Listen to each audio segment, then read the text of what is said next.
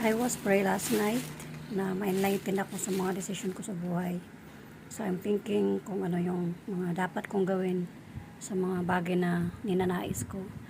Today na dumating yung aking in-order na electric eraser kasi gusto kong mag-practice about sa charcoal.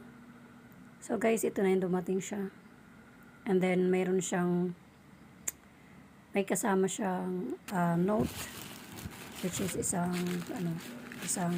picture, no.